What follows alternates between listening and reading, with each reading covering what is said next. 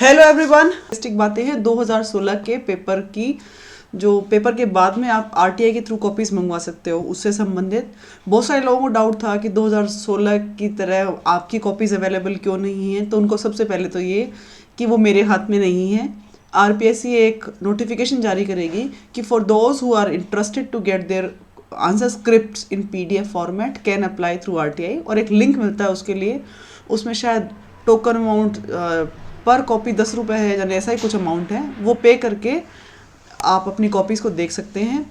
उसमें एक OTP आता है जो आपके मोबाइल पे आता है, वो फिल करते हैं तो इंडिविजुअल के को अथॉरिटी मिल जाती है कि वो अपने PDF डाउनलोड कर सकते हैं। तो this is basically the procedure अभी तक जो आरपीएससी ने फॉलो किया है। इस बार we are actually very strange कि अभी तक नहीं मिला है हमें अपॉर्चुनिटी। जैसे मिलेगा मैं आपके साथ शेयर करूँगी। मेरे पास में कुछ कॉपीज़ अवेलेबल थी 2016 वाले बैच से। एक तो मेरी खुद की थी, एक शैलेश खैरवा सर की थी। शैलेश खैरवा सर वैसे तो टॉपर ही कहेंगे हम उनको, क्योंकि उनके मार्क्स ऑलमोस्ट इक्वल थे टॉपर सर के साथ में ही, भवानी सिंह चारण सर के साथ। लेकिन उनका नाम मेरिट लिस्ट में बाद में इंक्लूड किया गया था क्योंकि उन्होंने रीकाउंटिंग या रीटोटलिंग करवाया था, उनमें उनके मार्क्स बढ़ गए थे। तो लेट्स सी कि सबसे पहले देखते हैं कि आरपीएससी मार्क्स कैसे देती है, यानी मार्किंग का पैटर्न कैसा है। जनरली लोग ऐसे सोचते हैं ना कि कुछ भी लिख दो तो ही मार्क्स मिल जाते हैं, वो भी दिखाऊंगी। कुछ लोग ये कहते हैं कि ना नहीं, आप टू द पॉइंट लिखोगे तो ही मार्क्स मिलेंगे। तो ये बहुत सब्जेक्टिव है, डिपेंड करता है कौन आपकी कॉपी चेक कर रहा है। देखिए चलो कुछ एग्जांपल्स देखते हैं। ये शैलेश सर की कॉपी है और ये पेपर 1 इंग्लिश मीडियम यहाँ लिखा हुआ है। और आपको फ्रंट पेज पे ऐसे इवेल्युएशन करके अपना स्कोर मिल जाता है कि जैसे 2 नंबर में से 0.5 मिले हैं, 2 में से 1 मिला, 2 में से 2 मिले, 2 में से 2 मिले। और ये देखिए जो 10 मार्कर्स हैं उनमें 5.5 नंबर मिले हैं, 5 मिले हैं, 5.5 मिले हैं, और इसमें 10 में से 6.5 भी मिले हैं। कई जगह बिल्कुल 0 मिला है, यानी पता ही नहीं होगा मेरी तरह, और कई जगह कुछ बहुत अच्छा स्कोर भी है। बट इन जनरल आप देखेंगे कि ना 50%, अगर आपने सही लिखा है तो ऑलमोस्ट 50% स्कोर मिलता है बड़े क्वेश्चंस में। और छोटे क्वेश्चंस में 2 नंबर वालों में या तो या आर है या पार है टाइप्स भी आसानी से जाता है। यानी आता है तो बिल्कुल 100% आपको 2 में से 2 मिलेंगे, और आपने ब्लफ लिखने की कोशिश की तो 0 भी मिल जाता है। तो लेट्स सी अंदर पेपर में इवैल्यूएशन कैसा है। ये तो शुरुआत के कुछ पेजेस हैं जहाँ पे आपको दिया होता है। ये इंग्लिश मीडियम की कॉपी है, मैंने हिंदी मीडियम की भी खोलूँगी। तो जैसे लिखा हुआ है कि घोसुंडी अभिलेख का महत्व क्या है, तो ये निम्बा हेड़ा में मिला। फिर यहाँ सर ने लिखा है कि ब्राह्मण ओरिजिन का पता चलता है चौहान ऑफ शाकंभरी के बारे में। नंबर दिया गया आधा, दिख रहा है, नंबर दिया गया आधा। दूसरे अच्छा, कुछ लोगों को ये डाउट होता है ना कि 2 रंगों के पेन से लिख दें। हाँ लिख दो। देखो ये घोसुंडी इंस्क्रिप्शन अगर सर ने लिखा होता ब्लैक पेन से और ये सारा ब्लू में लिखा होता तो स्कैन करने के बाद तो कॉपी क्या हो जाती है, ब्लैक एंड वाइट। एग्जामिनर को ब्लैक एंड वाइट ही दिखती है। ये जो आपको ग्रीन दिख रहा है ना हाफ मार्क, ये हाफ मार्क कंप्यूटर से टाइप्ड है, यानी उस सॉफ्टवेयर में टाइप करने की एबिलिटी है शायद। पर हम किसी भी कलर के पेन से लिखें, वो जब स्कैन होगा तो ब्लैक एंड वाइट में कन्वर्ट होगा। क्या आपको एग्जामिनर को सिर्फ और सिर्फ एक कलर दिखता है, ब्लैक। तो इसलिए यदि आप सेम मोटाई के 2 पेन यूज़ कर रहे हो, एक ब्लू है और एक ब्लैक है, तो examiner will not be able to differentiate, उसको पता ही नहीं चलेगा। फिर देखते हैं कुछ और क्वेश्चंस नीचे। ये चारवाक के बारे में सर ने लिखा है कि ऐसे 2 जो बौद्ध और जैन धर्म के अतिरिक्त किन्हीं 2 अनिश्वरवादी संप्रदायों के बारे में लिखिए। तो एक तो सर ने लिखा है राधा स्वामी सत्संग व्यास, और यहाँ चारवाक। तो चारवाक के लिए तो उनको 1 नंबर मिल गया, लेकिन इसके लिए नहीं मिला। फिर सिमिलरली ये देखिए अकबरनामा रिटन बाय अबुल फजल और आईना अकबरी है ना, इसके लिए सर को 2 नंबर मिले। अब इसके बदले मेरी कॉपी खोलती हूँ, ये मेरी कॉपी है। I got 83 marks. Let's go down. मेरा भी अंग्रेजी में ही था। ये देखिए मैंने लिखा आईना अकबरी और अकबरनामा, और सर ने क्या लिखा अकबरनामा और आईना अकबरी। सर को 2 मिले, मुझे 1। क्या लिखा एग्जामिनर ने इनफैक्ट कमेंट दिया है कि ये दोनों सेम एक ही टेक्स्ट है, यानी एक ही किताब के 2 नाम हैं। तो इट ऑल डिपेंड्स कि किस एग्जामिनर के पास आपकी कॉपी गई है। मैं ये नहीं कह रही मुझे 2 नंबर चाहिए थे या stuff like that, no. It is just कि आप क्रिब मत करिएगा कि ना किसी को कितने मिले और किसको नहीं मिले। जैसे फॉर इंस्टेंस मेरी इसी कॉपी में मेरे साथ में मुझे एक्स्ट्रा भी मिले। अब ये जो पहला क्वेश्चन था, ये घोसुंडी अभिलेख का क्या महत्व है, ये तो पूछा ही ना कहाँ मिला, क्या महत्व है। तो महत्व क्या होगा, हमें हिस्ट्री के बारे में पता चलेगा। तो these inscriptions are a great source of Rajputana history of ancient times. Bluff मारा है बिल्कुल 100%, मुझे कुछ नहीं पता था इसमें क्या है, आधा नंबर मिला। तो ऐसे आप लीड भी कर सकते हो। So this shows an answer to all those questions कि मैम जिसमें कुछ नहीं आता है उसमें भी कुछ तो लिख सकते हैं। तो हाँ, कुछ भी रिलेवेंट तो लिख ही सकते हैं हम। तो आप लिखोगे तो अगर आधा आधा नंबर भी आपको 5-6 जगह मिल गया तो बिलीव मी 3 नंबर तो ऐसे ही एक्स्ट्रा हो गए। और यहाँ तो एक नंबर पे 25-25, 26-26 लोग होते हैं। तो आपको जहाँ मौका मिले ज़रूर लिखिए। एट मैक्स क्या होगा, एग्जामिनर 0 नंबर दे देगा। नेगेटिव काटने की तो क्षमता है ही नहीं ना, तो लिख दीजिए। कोई भी आंसर को मतलब कोई भी क्वेश्चन को अनआंसर्ड मत छोड़िएगा। Let's go to the next section जो मैं बात करना चाह रही थी आपसे, कि जैसे बड़े क्वेश्चंस में आंसर कैसे मिलते हैं, बड़े क्वेश्चंस में मार्क्स कैसे मिलते हैं। तो ये देखिए, चलते हैं बड़े क्वेश्चंस की तरफ। ये था, ये भी शायद 5 नंबर का ही है। हम इस सेक्शन में आते हैं। ये सेक्शन बड़ा है। इस सेक्शन में 10 नंबर के सवाल पूछे गए हैं। सभी प्रश्नों के उत्तर दीजिए और 100 शब्दों में दीजिए। तो यहाँ पूछा गया, महात्मा गांधी के आगमन ने भारतीय राष्ट्रीय आंदोलन को किस प्रकार से एक जन आंदोलन बना दिया। तो इन्होंने कहा कि महात्मा गांधी साउथ अफ्रीका से आए 1915 में, और उसके बाद में उन्होंने इंडियन फ्रीडम स्ट्रगल के अंदर कंट्रीब्यूट किया। कुछ बहुत अच्छे अच्छे फैक्ट्स भी लिखे सर ने, जैसे कि Champaran movement, Kheda struggle, Ahmedabad mill strike and stuff like that. तो इसके अंदर सर को मिले हैं नंबर 5 और आधा अलग से। यानी जब दिखा ना कि यहाँ सर ने कंक्लूजन लिखा है, देखिए, he proved that no national struggle can survive and win without the support of masses. तो यानी सर ने यहाँ कंक्लूजन करने की कोशिश की है। फिर इस कंक्लूजन की वजह से हाफ नंबर एक्स्ट्रा। तो अक्सर हम कहते हैं ना कि 10 नंबर के सवाल में आपको इंट्रो बॉडी कंक्लूजन फॉर्मेट ज़रूर फॉलो करना चाहिए। तो आधा नंबर उसी बात का मिला है। फिर बात करते हैं नेक्स्ट क्वेश्चन की। इसमें अच्छा, साथ में पैरेलली मेरा भी बोल देती हूँ। मैंने तो पता नहीं क्या ही लिखा था, क्योंकि बिल्कुल तैयारी नहीं थी। Still let's see. यहाँ मैंने इंट्रोडक्शन दिया, a true leader, motivator and innovator named Mohandas Karamchand Gandhi, contribution is beyond words. तो ये मेरा इंट्रोडक्शन था उनके लिए। He not only fought against social evils such as, फिर उन्होंने इतने के बारे में मतलब उन्होंने इसके खिलाफ लड़ाई लड़ी, जैसे कि untouchability, child labour, crime against women, but also guided all citizen on how to unite against bad and protest without violence.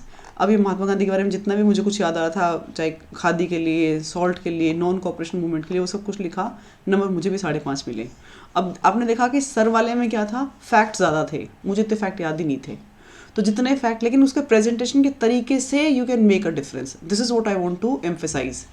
बिल्कुल भी आप देख लिए, कोई भी तो ईयर का वर्णन नहीं है। मुझे तो उस टाइम ये भी याद नहीं था कि महात्मा गांधी कौन से साल में आए। और इनफैक्ट दांडी मार्च तो हम सब जानते हैं, क्विट इंडिया मूवमेंट हम जानते हैं। उसके अलावा क्या इसमें खास बात लिखी हुई है? शायद ये क्वेश्चन बहुत ही जेनरिक सा लिखा हुआ है कि भाई खादी को और सॉल्ट को इन्होंने प्रमोट किया, नॉन कोऑपरेशन मूवमेंट को सपोर्ट किया। इसके अलावा मैंने इसमें कुछ भी नहीं लिखा है ऐसा, लेकिन सिर्फ इसलिए कि थोड़ा खुला खुला लिखा है, कहीं कहीं अंडरलाइन कर दिया गया है इंपॉर्टेंट बातों को, तो शायद I could stand along with him. Let's see next क्या है। नेक्स्ट में भी कुछ ऐसा ही है। 5 नंबर मिले हैं। अभी इस सवाल को देखिए, राजस्थान के प्रजामंडल आंदोलन की मूलभूत विशेषताओं का वर्णन कीजिए। सर का आंसर को, I am not comparing actually, I am just telling you कि you can make your answers get fetch more marks by just adding a few things. जैसे कुछ नई चीज़ें जोड़ करके आप ना अच्छा आंसर बना सकते हो। कहीं अंडरलाइन कर दिया, कहीं बॉक्स में डाल दिया, कहीं 1 2 3 4 सीक्वेंसिंग डाल दी है। तो यहाँ सर ने कितना सुंदर आंसर लिखा है, देखिए। प्रजामंडल मूवमेंट 1938 में हरिपुरा अधिवेशन ऑफ कांग्रेस हुआ, और उसके बाद में उन्होंने सबको कहा कि आप उत्तरदायी शासन की मांगे करो। वो सब कुछ यहाँ लिखा हुआ है। फिर सारे प्रजामंडलों के नाम सर ने लिख दिए हैं। फिर उसके बाद बेसिक फीचर्स लिखे हैं। बहुत सुंदर आंसर है ये बेसिकली। और फिर लेकिन इसमें जो चीज़ दिख रही है वो ये कि देखिए आप, कंक्लूजन नहीं है यहाँ पर, और कंक्लूजन नहीं है इसकी वजह से मुझे लगा कि आधा नंबर और मिल सकता था सर को। So this is just a way to tell you कि how to fetch marks in 10 markers. अब मैं दिखाती हूँ मेरा जीएस पेपर 3 में, जब मैंने कहा कि जीएस पेपर 3 में मुझे बहुत अच्छे स्कोर मिले, तो ये पेपर 3 है। और ये देखिए 10 में से 7 भी मिला है, 10 में से 6 भी मिला है, 10 में से 6 भी मिला है, और 10 में से 3 भी मिला है। तो अब इस हाथ वाले कौन से क्वेश्चंस हैं, इनको देखते हैं। Question number 11। हाँ, let's go straight away to them.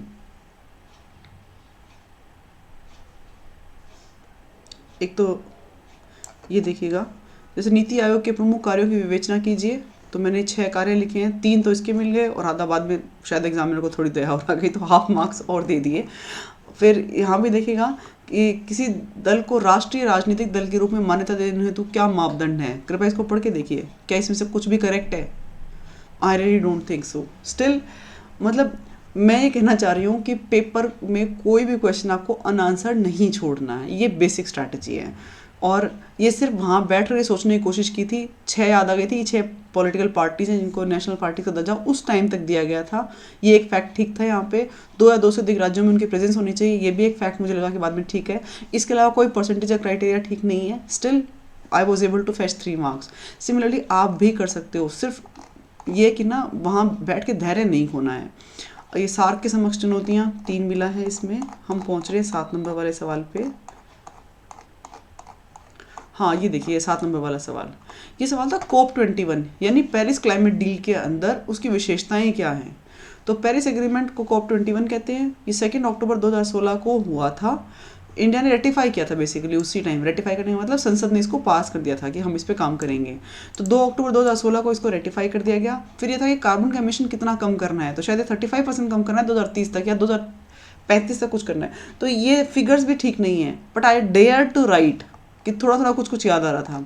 फिर ये कि इस संदर्भ में विशेषताएं क्या हैं पूछी गई हैं, लेकिन मेरे को क्या याद आ रहा था वहाँ पर कि राजस्थान गवर्नमेंट ऑफ इंडिया ने कुछ खास काम किए इसके लिए, और मैंने उन कामों को यहाँ लिख दिया। This made my answer stand different from others. मतलब औरों के आंसर देखोगे तो उसमें आएगा शायद नेशनल डेवलप, जो हर एक के ना डिटरमिन्ड गोल्स थे अलग अलग कंट्रीज़ के, उनके बारे में उन्होंने लिखा होगा। कुछ ने लिखा होगा कि ना जैसे जो अमीर कंट्रीज़ हैं वो गरीब कंट्रीज़ को, या इनफैक्ट जो डेवलपिंग कंट्रीज़ हैं उनको फाइनेंशियल और टेक्नोलॉजिकल सपोर्ट देंगे। मुझे वो तो याद ही नहीं था, तो मुझे लगा सरकार ने क्या प्रयास किए हैं वो लिख देते हैं, क्योंकि मैं स्टडी आई की वीडियो बहुत सारा सुनती थी।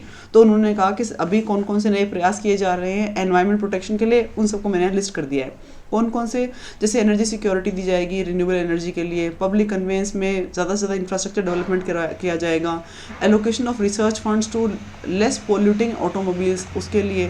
फिर मैंने यहाँ ये भी लिखा कि नेशनल ग्रीन ट्रिब्यूनल में बहुत बढ़िया काम कर रहा है। फिर मोटर व्हीकल एक्ट में भी संशोधन किया गया है, उज्ज्वला स्कीम चलाई गई है। तो अब इन सब को मैंने क्या किया, उस टाइम होने वाले सरकार के सारे इनिशिएटिव्स का जोड़ दिया और इसमें मुझे 7 नंबर मिले।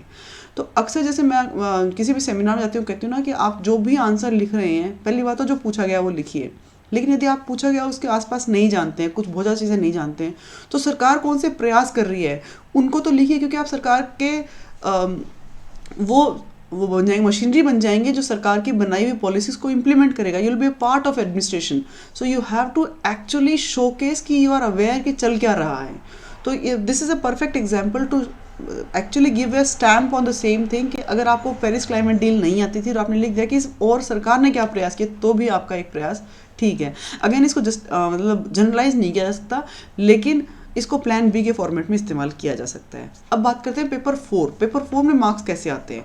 पेपर 4 में हमेशा कहते हैं गणित जैसे नंबर आते हैं, तो ये पेपर 4 मेरी ही कॉपी है। फिर मैं आपको एक अभिषेक यादव सर, उनको 128 नंबर मिले थे जो उस साल शायद हाईएस्ट थे 2016 वाले बैच में, उनकी कॉपी भी दिखाती हूँ। पेपर 4 मेरे को 99 मार्क्स मिले। देखिए 2 में से 2, 2 में से 2, 2 में से 2, आधा, 0 और 0, फिर 2 में से 2, यानी मतलब संधि आती है, ठीक से लिख दिया, पूरे के पूरे नंबर मिलेंगे। उसमें शब्द सीमा की तो कुछ सोचना ही नहीं है। देखते हैं आगे, पेपर खोल के देखते हैं। ये पूछा गया था, और देखिए कितने मतलब इवेलुएट करने वाले भी ना कितने अच्छे तरीके से बताते हैं कि आपका ये पहला ठीक है, दूसरा गलत है, तीसरा ठीक है, चौथा ठीक है। फिर इसमें 2 में से 2 पूरे मिले हैं, जो आता है वो आता है, नहीं आता। अच्छा, इसमें ट्रिक क्या है, मेरे से क्या गलती हुई, मैंने रामायण, सहोदर, लोकेतर और शूर्पणखा तीनों लिखे। ज़रूरत क्या थी इन शब्दों को लिखने की, डायरेक्ट 1 2 3 4 लिख करके विच्छेद लिख देना चाहिए था। लेकिन इसको लिखने की वजह से क्या हुआ कि मेरे दो पेपर, 2 जो 10 नंबर के थे वो छूट गए थे ऑलमोस्ट। दिखाती हूँ, देखिए नीचे। फिर ये उपसर्ग बनाइए, उपसर्ग से आपने जो आंसर्स बनाए हैं उनमें भी फुल मार्क्स मिलेंगे। जो गलत हैं उनके लिए एग्जामिनर एकदम साफ सुथरे शब्दों में 0 भी दे देते हैं। फिर ये मुझे नहीं आता था, अजर और अजिर, ये भी नहीं आता था, जो आता था वो लिख दिया, ये भी ठीक लिखा। किसी और से परामर्श लीजिए। अब देखिए ए जल्दीबाजी में लिखना छूट गया तो ये 0 हो गया। फिर संग्रहित, निरोग, जो तो टाइम की बातें हैं। हाँ, पिछली बार से इस बार में एक परिवर्तन ये आया था कि पिछली बार प्रयोग करने के लिए आया था, इस बार डायरेक्ट उनके मीनिंग लिखने थे। तो ये इसमें भी मुझे ठीक नंबर मिले, पूरे में से पूरे, यहाँ भी पूरे में से पूरे। एंड सिमिलरली ये तो बहुत ही बड़ा डिजास्टर था। पारिभाषिक शब्दों के समानांतर हिंदी शब्द याद ही नहीं किए थे तो कहाँ से लिखते। ये देखिए कोरिएंडम और अकाउंटेबिलिटी, ऑल्दो अकाउंटेबिलिटी का उत्तरदायित्व तो बहुत सारे लोगों के लिए सही किया हुआ है, पर मेरे नहीं किया हुआ। कोई बात नहीं, अच्छा हुआ नंबर नहीं दिया तो मैंने अच्छे से फिर से तैयारी करी और दुगने उत्साह से जुड़ गई। मैं तो इसको बहुत पॉजिटिव समझती हूँ कि बहुत अच्छा हुआ, बहुत कम नंबर मिले। Next is integrity. Integrity is not कर्तव्य निष्ठा, इट इज सत्यनिष्ठा, बट स्टिल हो गया गड़बड़। सभा के मुख्य बिंदु, एक्चुअली मिनट्स ऑफ मीटिंग से याद था कि किसी भी सभा यानी कोई मीटिंग हो रही हो तो उसमें क्या कंक्लूजन निकलता है उसको मिनट्स कहते हैं। अब मुझे वहाँ बैठ करके इसका एक शब्द याद नहीं आ रहा था कि इसको वन वर्ड में कैसे डिफाइन किया जाए। इस बात मैंने बहुत अच्छे से रट्टा मारा था। ये देखिए पिछली बार 4 पर्यायवाची पूछे गए थे, 2018 में 2 पूछे गए थे। So this is how you are going to write. और ये सब कुछ तो चलता रहता है। इसमें ठीक नंबर मिले थे, वहीं बैठ के बनाया। अच्छा हाँ, एक क्वेश्चन और, कुछ लोग पूछते हैं व्हाइटनर का इस्तेमाल कर सकते हैं क्या। ये देखिए मैं आपको लाइव एग्जांपल से बताना चाहती हूँ व्हाइटनर का इस्तेमाल। यहाँ पे मैंने बनाया है फॉर्मेट, राजस्थान विश्वविद्यालय कार्यालय कुलपति राजस्थान विश्वविद्यालय जयपुर राजस्थान, और ये डेट्स लिख दी। और यहाँ मैंने, आदत होती है ना, तो मैंने लिखा डियर प्रोफेसर सचिन शर्मा, अंग्रेजी में DEAR types. Oh my God, Hindi का सवाल है और मैं उत्तर लिख रही हूँ अंग्रेजी में। फिर देखिए आप यहाँ से शायद समझ गए होंगे, देखिए इस जगह पे जहाँ मैं फोकस करने की कोशिश कर रही हूँ, इनफैक्ट पेन को ले लेते हैं, pen tool will help me, या highlighted tool will help me. हाँ, इस वाले में देखिए बैकग्राउंड में क्या है, बैकग्राउंड में यहाँ वाइट आपको दिख रहा होगा कि लाइन खत्म हो गई है। मैंने वाइटनर का इस्तेमाल किया और उसकी वजह से बच गए, वरना अगर काटती तो शायद काटा पीटी तो बहुत गंदी लगती। तो आप वाइटनर अपने साथ लेके जाइए, और यदि गेट पे आपको कोई रोकता है तो परसुएड कीजिए उनको कि सर वाइटनर आप खोल के काट के कहीं से भी देख लो, मैं आपको पैसे देता हूँ, आप खरीद के ले आओ, सील पैक ले जाओ चाहे, लेकिन वाइटनर लेके जाइए। वो आपकी बहुत सारी गलतियों को, क्योंकि वर्तनी की शुद्धि होना बहुत नॉर्मल सी बात है। वर्तनी मतलब स्पेलिंग एरर्स हिंदी वाली, वो तो मात्रा छोटी लगते लगते बड़ी लग जाती है, पता ही नहीं चलता। तो उनको शुद्ध करने के लिए, उनको ठीक करने के लिए it is the best way to use a whitener. और यहाँ मैंने इस्तेमाल किया है तो आपको मैं एविडेंस भी दिखा रही हूँ। हालांकि इस पेपर मैंने तो बहुत जगह इस्तेमाल किया है। ये देखिए यहाँ भी इस्तेमाल किया गया है, इसमें 4 नंबर मिले हैं। ये मैंने इस्तेमाल नहीं किया, ये किसी और का ही, इनफैक्ट स्कैनिंग की एरर है। Similarly let's go to page down. ये मेरा छूट गया था, आई टोल्ड यू कि वहाँ टाइम देने की वजह से यहाँ छूट गया था। तो देखिए 10 नंबर का एज इट इज़, और आगे वाले में लगा कि 5-6 सेकंड्स बची है तो कुछ तो लिख डालूँ। तो लाइन से ये लिख दी कि वर्तमान विदेश नीति में क्या क्या है। तो पड़ोसी पहले नीति, पूर्व की ओर देखो नीति, पश्चिम से जोड़ो नीति, ये सारे अंग्रेजी में ना IR में पढ़े थे। तो उसको वहाँ बैठ के हिंदी में ट्रांसलेट करके मैं कहा 5-6 पॉइंट तो लिख दूँ, कम से कम 15-20 सेकंड का टाइम है। जब तो कॉपी कलेक्ट करने लगे थे ना उस टाइम देखो अरे मेरे 2 तो छूट ही गए हैं। तो इतना लिखा तो कम से कम 1 नंबर मिल गया। तो ये है कि अपना मतलब करो या मरो की स्थिति अपनाओ और अधिक से अधिक लिखने की कोशिश करो और स्पीड बढ़ाओ। मैंने पिछली बार मेरे पेपर में 2 ये छूटे 10-10 नंबर 20 के। मैं आपको कहना चाहती हूँ इस बार मैंने 15 मिनट पहले पेपर कंप्लीट कर लिया था, इतनी तैयारी की थी। तो आप मेरी गलती को मत दोहराइए, कम से कम लिखने का अभ्यास अधिक से अधिक कीजिए और स्मूथ लिखिए और कोशिश कीजिए पेपर पूरा हो, कुछ भी ना छूट पाए आपसे। फिर ये है अभिषेक यादव सर की कॉपी, इनको 127 मार्क्स मिले और जो कि 0.5, जो कि मेरी नज़र में मैंने 2016 में देखे हुए हाईएस्ट मार्क्स यही थे। हो सकता है किसी और के आए हों, पर मुझे इनकी ही कॉपी नज़र आई। अब यहाँ सबसे सुंदर देखने लायक बात यह है, देखिए 2 में से 2, 2 में से 2, 1.5, 2, 2, 1.5, 2, 2, 2। तो जो शुरुआत वाला सेक्शन है जो 50 नंबर का होता है, इसमें से इनके कटे कितने बस वो देख लेते हैं। आधा यहाँ कटा है, आधा यहाँ कटा है, यानी 1 नंबर कटा, आधा यहाँ कटा, 1.5 कट गया और आधा यहाँ। सिर्फ 2 नंबर कटे, अदरवाइज इनके 48 नंबर हैं 50 में से, which is outstanding, marvellous, wonderful. इनको देख करके मुझे समझ में आया कि अगर सर ऐसा कर सकते हैं तो मैं क्यों नहीं कर सकती हूँ, मैं क्यों नहीं याद कर सकती हूँ, क्योंकि ये नंबर लाना तो बहुत ज़्यादा आसान है अगर आपने सफिशिएंट टाइम दे दिया तो with this video actually I want to tell you to everyone, Hindi माध्यम का, अंग्रेजी माध्यम का, मेरा कोई भी भाई बहन जो ये सुन रहा है, आप प्लीज़ देखिए हिंदी में आपको इन अभिषेक यादव सर को 50 में से 48 नंबर मिले हैं। अरे भाई 48 नहीं लाओ तो 47 ले आओ, 46 ले आओ, लेकिन ये बहुत बड़ी लीड दिलवा देगा आपको। तो पहली बात तो ये। दूसरी बात इधर देखिए, इन्होंने कितना लेखन का अभ्यास किया होगा कि 10 में से 6, 10 में से 6, 10 में से 6 आए हैं। लेकिन ऑन कॉन्ट्ररी सर की इंग्लिश में भी अच्छे मार्क्स आए हैं, 1 में से 1 में से 1, कहीं कहीं ज़ीरो दिख रहे हैं और यहाँ कुछ गड़बड़ है। देखिए इनका कॉपी इन्होंने कैसे लिखा। Let's go to page down और मैं स्क्रीन को यहाँ से हटा देती हूँ। सर की कॉपी, पहली बात तो राइटिंग बहुत सुंदर है, बहुत ही सुंदर। दूसरा, सिर्फ आधा नंबर यहाँ कटा। अब जो मैं कह रही थी कि मैंने तो पूरा लिखा और उसके बाद में उसको इक्वल टू करके लिखा, तो मेरा टाइम वेस्ट गया। सर ने डायरेक्ट आंसर्स लिखे हैं, तो that's how he has saved his time. और ये मैंने इनकी कॉपी से ही सीखा था कि मुझे 2018 वाले प्रयास में क्या गलती नहीं करनी है। यकीन नहीं आ रहा, फिर से देख लीजिए, मेरी कॉपी ये रही और मैंने शुरुआत की जो है, देखिए ये पूरा क्वेश्चन भी लिखा और आंसर भी लिखा, क्वेश्चन भी लिखा और आंसर भी लिखा, क्वेश्चन भी लिखा और आंसर भी लिखा। ज़रूरत कहाँ थी इसकी? ये देखिए क्वेश्चन भी लिखा और आंसर भी लिखा।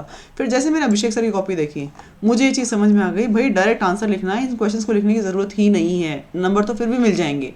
तो इस बार मैंने क्वेश्चन नहीं लिखे, अदरवाइज टाइम एफर्ट सब कुछ वेस्ट हो जाता है। लेट्स सी, फिर नीचे चलते हैं। ये देखिए, जहाँ ज़रूरत पड़ी अच्छे से एलेबरेट करने की, सर ने एक्स्ट्रा स्पेस भी लिया है। कहीं कोई गलती नहीं है, कोई मतलब उसकी अशुद्धि भी नहीं है, जिसको हम कहते हैं ना वर्तनी की अशुद्धि, स्पेलिंग के एरर्स, कुछ भी नहीं। बहुत शानदार पेपर लिखा है सर ने। तो this is a paper two actually learn many things. और इस बार पद्मा मैम के 148 मार्क्स आए। जैसे ही कॉपी आएगी मैं तो पद्मा मैम की कॉपी लेने वाली हूँ, इस देखने के लिए कि क्या वंडर किया है मैम ने। ये देखिएगा, इसमें भी इनको 6 नंबर मिले हैं और एक्चुअली ही डिज़र्व्स, एक्चुअली बहुत सुंदर लिखा है, कंटेंट भी बहुत अच्छा है, साफ़ सुथरा, पढ़ने में आ रहा है, कोई जोर नहीं लगाना पड़ रहा है। जहाँ ज़रूरत है, देखिए उन्होंने कहा पुलिस की आमजन में विश्वास, अपराधियों में भय वाली छवि धूमिल हो रही है, और इसको उन्होंने अंडरलाइन किया है। इट मीन्स जैसे 10 मार्कर्स में आंसर्स लिखते वक्त वो पूरी हम स्ट्रैटेजी अपनाते हैं, वो उन्होंने इस लेटर में भी अपनाई है। So with this I want to conclude my this particular video कि आप इसमें मैंने कुछ चीज़ें बताने की कोशिश की कि आरपीएससी की मार्किंग स्कीम क्या होती है, आपको क्वेश्चंस क्यों नहीं छोड़ने चाहिए, कुछ भी लिखो, थोड़ा सा भी रिलेवेंट लिखोगे तो आपको मार्क्स मिलने की पूरी संभावना है। अच्छा, एक बहुत इंपॉर्टेंट चीज़ जो कहते हैं जीएस पेपर, जो हमारा पेपर 3 का सेक्शन 3 है, वो कैसे लीड करवा सकता है आपको या कैसे पीछे छुड़वा सकता है। मैं मेरी ही कॉपी दिखा देती हूँ, मेरा ही पेपर 3, इसकी समरी देख लेते हैं खाली, है ना।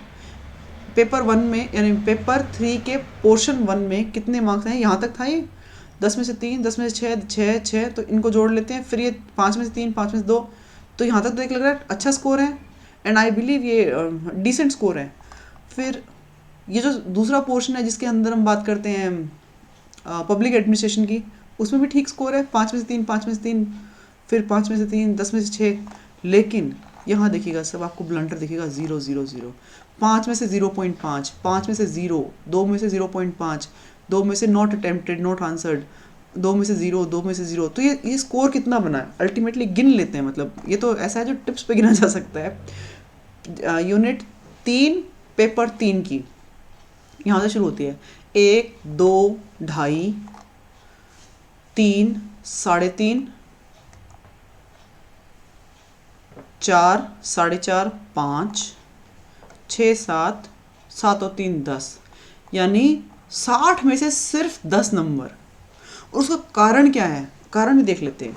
कारण का विश्लेषण ये है कि ऑथेंटिक सोर्स ही नहीं रेफर किया, इनफैक्ट कंटेंट ही नहीं लिया, पढ़ाई नहीं। मैंने सोचा कि ना जैसे यूनिवर्सिटी में नहीं होता था 9 में अटेम्प्ट एनी 5 आउट ऑफ 9 वाला कंटेंट होगा आरएएस में, तो कुछ पोर्शन तो छोड़ ही सकते हैं, तो इन पोर्शंस को तो एक्चुअली छोड़ दिया था। देखते हैं कहाँ गया, यस वी आर हियर। स्वधर्म, प्रकृतिवादी तर्क दोष की अवधारणा क्या है, सवाल कहाँ से आ गया पता ही नहीं है। उस टाइम नहीं पता था सीरियसली, जबकि ये सारा का सारा कहाँ है, ये सारा का सारा हमारा सिलेबस में जेएस में तो सीधे सीधे लिखे हुए थे, स्टिल नहीं पढ़ा था। ये देखिएगा, कार्डिनल वर्चूज ऑफ प्लेटो ये याद था, जेएस मिल भी याद था, ये नहीं पढ़ा था, ये भी नहीं पढ़ा हुआ था, ये भी नहीं पढ़ा। अच्छा ये क्या था, निरपेक्ष आदेश, बिल्कुल नहीं पढ़ा, कैटेगोरिकल इम्पेरेटिव।